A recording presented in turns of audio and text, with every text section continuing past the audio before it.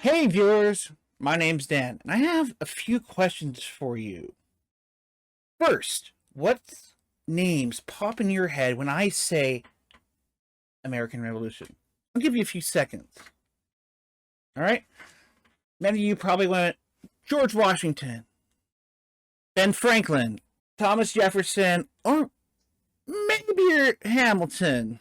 Now, next. When I say female warriors, which names come to mind?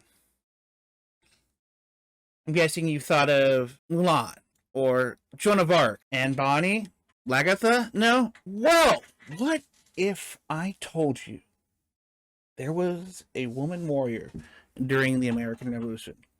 Like Mulan before her, did so in the guise of a man. Like Joan of Arc, she had a dream that she believed called her to the American Revolution. Sounds a little out there. Well, my good people, may I introduce you to Deborah Sampson Gannett, the first woman to serve in an American army as a soldier and be paid for it. Also, the first female soldier to write memoirs. So, who is this daughter of liberty? Let's get started. Deborah was born on December 17th, 1760 in Plimpton, Massachusetts, to Deborah Nee Bradford and Jonathan Sampson.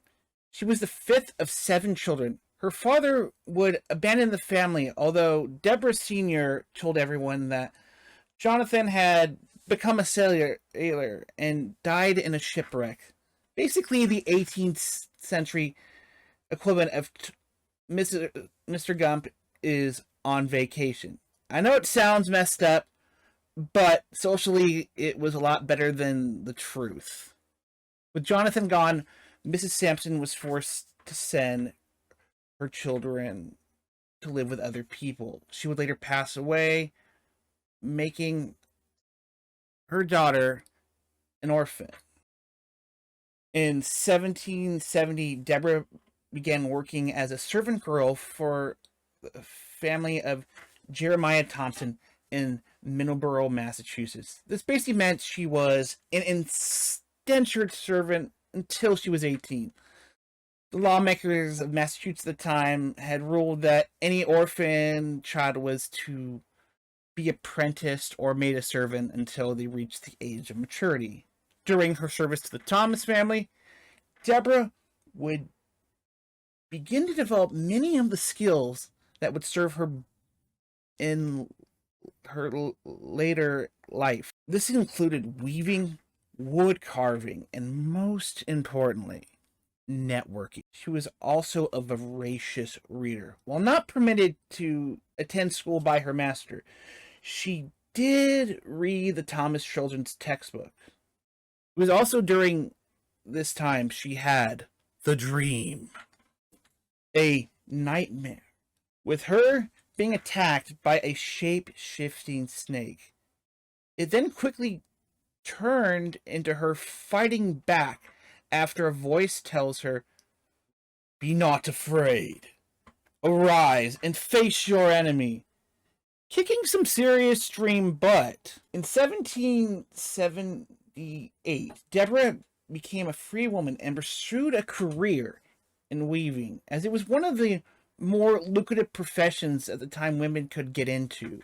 She'd also do side jobs such as being a teacher and a tavern server. Now, weaving was especially lucrative as the American Revolution was in its 3rd year. Middleborough was a solidly patriotic town for nearly the entire war, making it a resource for the cause. Deborah would work in this town for nearly 4 years, and that's when she had the dream.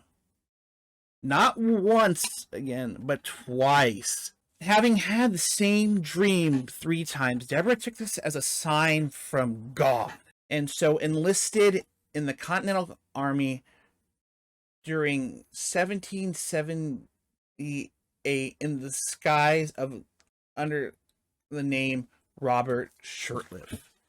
As Robert, Sampson would serve 17 years, first as light infantry in the 4th Massachusetts Regiment. She fought in skirmishes with Tories. Owing to her skills as a soldier and a leader, Sampson would be reassigned to General John Patterson as a waiter at West Point. A waiter meant you were an assistant back then.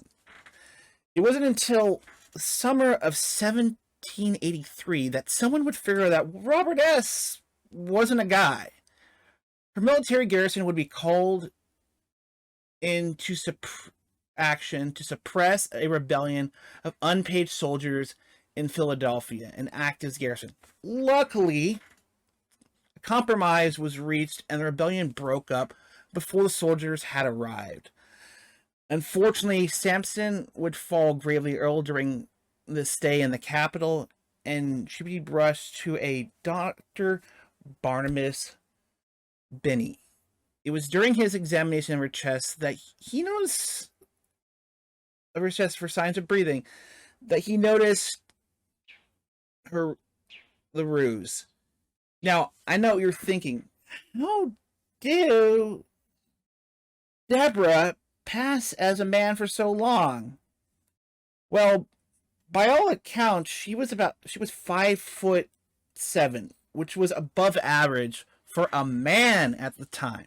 The average woman in the colonies was only 5 foot.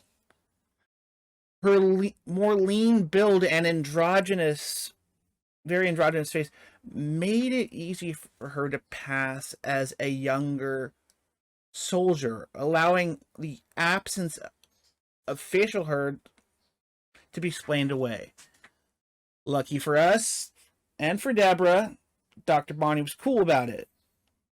He had a female nurse take care of her, while not revealing they knew. He would write a letter to Patterson explaining the whole discovery. Patterson, who was already a fan of hers when she was Robert, was also really cool about it. Deborah would be discharged honorably on October 25th, 1783, at the age of 22. So, what happened after this? Well, in 1785, she would marry Benjamin Gannett Jr., a farmer from Shannon, Massachusetts, and have 3 kids. In 1792, she would successfully petition the Massachusetts state legislation for back pay withheld of her because she was a woman. It was about this time she started a collaboration with a writer by the name of Henry Mann to set down her memoirs. Published in 1797, the Female Review, or Memoirs of an American Young Lady, really could be called a novelization of her life, which was both the goal of Mann and Mrs. Gannett, as they were hoping to attract a female. I read this, and there's a lot of questionable parts that seem a little fictional, such as a romance with a woman in Baltimore, which skirts the line of really good friendship and intimate friendship. But Mann assures his readers this is totally not what's happening. Deborah would also start a lecture tour regarding her time in the Army. A transcript of her lecture held in March 1802 at the Boston Federal Street Theater is linked below. These lectures were also part demonstration to show that she was the real deal. This include proper firearms handling and the use of a bayonet in combat. Deborah would also correspond with many figures of the Revolution, including Paul Revere, who her husband regularly sold charcoal to, and John Hancock, governor of Massachusetts. Deborah would petition Congress for a soldier's pension and ask that her status as an invalid soldier be amended, owing to the fact she was a woman. In 1816, she would be awarded $76.80 a year Deborah would die on April 29, 1827, at the age of 66. Her headstone acknowledging her service as Robert. Her widower, Benjamin, would petition Congress for spousal support. As the husband of a veteran, he would pass before seeing a penny. So, yeah, bit of a downer.